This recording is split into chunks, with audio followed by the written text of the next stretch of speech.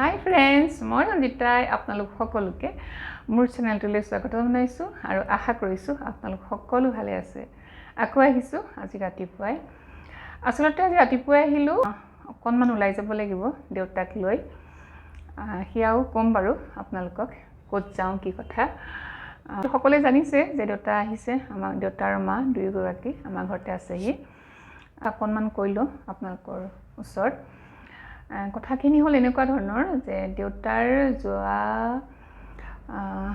2011 চনতে এটা posted গ্লেণ্ডৰ operation হৈছিলে গুৱাহাটীত। তাৰ পৰা সেইটো কৰাৰ পাছত দেউতাৰ একদম ভালেই আৰু 2022লৈকে ভালেই আৰু। মোৰ ছোৱালী যেতিয়া 2 বছৰ আছিলে, এতিয়া কিমান ডাঙৰ হ'ল চাওকচোন। গতিকে খুব ধুনীয়াকৈ গ'ল এইখিনি সময়। তাৰপিছতে 2022ৰ অক্টোবৰ মাহত আকৌ সেই অকণমান প্ৰব্লেম পাইছিলে। সেইকাৰণে ভণ্টি আৰু মই আৰু দাদাটো তাতে আছেই। গতিকে এইবাৰ দেউতা গুৱাহাটীত আহিব বিচৰা নাছিলে, কিয়নো 6 মাহ বা এবছৰ মূৰে মূৰে চেকআপত আহিব লাগে। সেইকাৰণে অসুবিধা হয়, কাৰণ ডিব্ৰুগড়খন ওচৰত হয় আমাৰ মাহঁতৰ কাৰণে। সেইকাৰণে ভাবিলোঁ ডিব্ৰুগড়তে কৰিম, আৰু বেলেগ কোনোবাই কৈছিলোঁ তাতে ভাল বুলি। তাতে সেইকাৰণে ভণ্টি আৰু মই ইয়াৰ পৰা গ'লোঁ দেউতাক তাতে ডিব্ৰুগড় ইউৰিভিজন হস্পিটেলত ডক্টৰ চান্দিল্য ছাৰে কৰিছিলে অপাৰেশ্যনটো অক্টোবৰৰ 10 তাৰিখে। তাৰপিছতে সেইখিনি ভালেই গ'ল। অক্টোবৰৰ পৰা এই ফেব্ৰুৱাৰী মাহলৈকে ঠিকেই গ'ল, কিন্তু ফেব্ৰুৱাৰীত আকৌ দেউতাৰ প্ৰব্লেম হ'ল। সেইকাৰণে আকৌ গ'লোঁ ফেব্ৰুৱাৰীত, সেই একেই ডাক্তৰ একেই হস্পিটেল কৰাই আনিলোঁ। কেইদিনমানটো ঠিকেই থাকে। এইবাৰ কিন্তু অতি সোনকালে দেউতাৰ আকৌ প্ৰব্লেম আৰম্ভ হ'ল। 1 মাহ হোৱাই নাই, এবাৰ আমি ঘৰ পালোহিহে আকৌ আৰম্ভ হৈ গ'ল। সেইকাৰণে ভাবিলোঁ কি এবাৰ আৰু তাতে গৈ নাথাকোঁ, অসুবিধা হয়, ভণ্টিৰো অসুবিধা, মোৰো অসুবিধা ইয়াৰ পৰা গৈ থাকিবৰ কাৰণে। আৰু বিশেষকৈ তপন মোৰ মিষ্টাৰে ক'লে যে নাই, এবাৰ আৰু ডিব্ৰুগড়ত নালাগে, এবাৰ গুৱাহাটীতে কৰাই দিম প্ৰথমবাৰ কৰাৰ নিচিনাকৈ। সেইকাৰণে লৈ অহা হৈছে। আৰু এতিয়া সেইটোৱে কথা, আজি যাম এখন MRI কৰিবলৈ দেউতাক লৈ। কিন্তু দেউতাই MRIৰ কাৰণে বহুত ভয় কৰে মানে বহুত। আৰু কিয় কৰে সেয়া হৈছে, দেউতাই যোৰহাটত এবাৰ কৰিছিলে MRI, আজি হ'ল 2 বছৰমানৰ আগতে। বহুত ভয় খালে, একদম ভিতৰটো আন্ধাৰ বোলে, আৰু উশাহ চুশাহ ল'ব নোৱাৰিলোঁ, একো কাকো মাতিব নোৱাৰি, বহুত কথা। আৰু তেতিয়া কৈছিলে কি MRIটো নিজে নকৰে আৰু আনকো কাকো কৰিবলৈ নিদিয়ে। গতিকে সেই কথাখিনিতো আমি জানো। গতিকে এতিয়া যেতিয়া এখন MRI কৰাৰ কথা ভাবিলোঁ আমি, তেতিয়া মই কি ক'ম, দেউতাক কৈ মানে মনাব পৰা নাই আৰু। কিন্তু তাতে এটা কথা হ'ল, আপোনালোকেতো জানে মই মাজতে শোল্ডাৰৰ এক্সাৰচাইজ দিছিলোঁ। সেইকাৰণে মই এটা MRI কৰিছিলোঁ আমাৰ মংগলদৈত। ইমান ভাল পালোঁ, একদম ধুনীয়া। আৰু কিবা প্ৰব্লেম পালে হাতত এটা পাম্প দি দিয়ে, আপুনি প্ৰেছ কৰিলে গম পায়। আৰু যিহেতু MRI কৰোঁতে বহুত শব্দ হয় ভিতৰত, আৰু সেইকাৰণে আজিকালি কি কৰে, কাণত হেডফোন দি দিয়ে, একো তেনেকুৱা অসুবিধা নাপায়। আৰু সেইখিনি কথাকে দেউতাক কৈ এতিয়া ৰাজি কৰিছোঁ।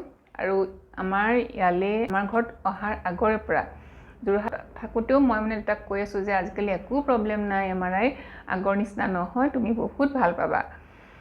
তাৰপিছতে দেউতা ৰাজি হৈছে আৰু সেইখিনিকে আজি লৈ যাম। আৰু দেউতাই কেনেকুৱা বা পায় ইয়াত, ভাবি থকাৰ নিচিনাই নে বেলেগ, মোৰ মতেতো ভাল পাব লাগে।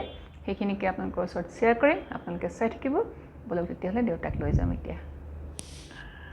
এয়া আমি হস্পিটেলত, আৰু চাওক দেউতাই কেনেকৈ চিন্তা কৰি আছে, ইমান চিন্তা। মই দূৰৰ পৰাই দেখিলোঁ, কিবা এটা আনিবৰ কাৰণে গৈছিলোঁ, ইমান চিন্তা কৰি আছে, বাপৰে। চিন্তা কৰি আছ নি? যিহেতু যাব লাগিব এতিয়া। MRI কৰাৰ আগতে কিছুমান ৰুলছ থাকে, এয়া দেউতাক ড্ৰেছ কৰাই পেলাই পেপাৰত চাইন কৰাই আছে। আৰু এতিয়া লৈ যোৱা হ'ব MRIখন কৰিবৰ কাৰণে। মই দেখুৱাই আছোঁ আপোনালোকক, চাই থাকক। এতিয়া দেউতাক MRI মেচিনৰ ওপৰত উঠাই দিয়া হ'ল। আৰু এইকাৰণে মই ভিডিঅ'টো কৰিছোঁ, কাৰণ দেউতা যেতিয়া ইয়াৰ পৰা যাবগৈ, MRI কৰাৰ পাছত চাব পাৰিব, সেইকাৰণে কৰিলোঁ। আৰু কিছুমান মেচিনৰ ভিতৰত সোমোৱাৰ আগতে কিছুমান প্ৰচিডিউৰ থাকে, সেইখিনি কৰি আছে তেওঁলোকে। যিহেতু মই অলপ দিনৰ আগতে কৰিছিলোঁ সেইকাৰণে গম পাইছোঁ। এতিয়া হেডফোন লগাই দিছে দেউতাৰ কাণত শব্দখিনি নুশুনিবৰ কাৰণে। আৰু এতিয়া হয়তো গোটেই গাটো হাত দুখনৰ সৈতে লুজকৈ বান্ধি দিব। মোকো এনেকুৱা কৰিছিলে, দেউতাকো হয়তো এনেকুৱাই কৰিব। মই দেখুৱাম আপোনালোকক, ৰ'ব। তেখেতসকলে কিবা এটা কৰি আছে। হয়, এয়া চাওক, বান্ধি দিলে ফিটাৰে। এতিয়া ভিতৰলৈ সোমাই গৈছে আৰু ইয়াৰ পিছতে আকৌ ওলাই আহিব আৰু।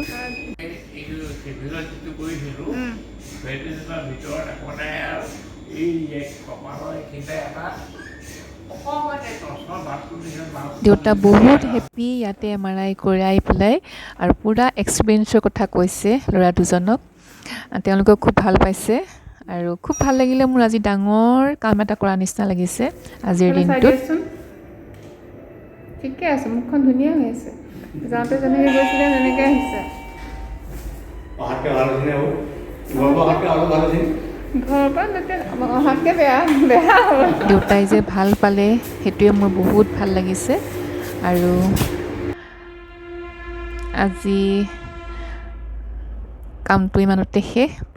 ইয়াৰ পিছৰ পৰ্যায়ত আমি দেউতাক গুৱাহাটীলৈ লৈ যাম। সেইখিনি দেখিবলৈ পাব আপোনালোকে। আশা কৰিছোঁ আজিৰ ভিডিঅ'টো ভাল পাইছে আপোনালোকে। ভিডিঅ'বিলাক চাই থাকিব। তেতিয়াহ'লে ভিডিঅ'টো সামৰিছোঁ। Bye bye.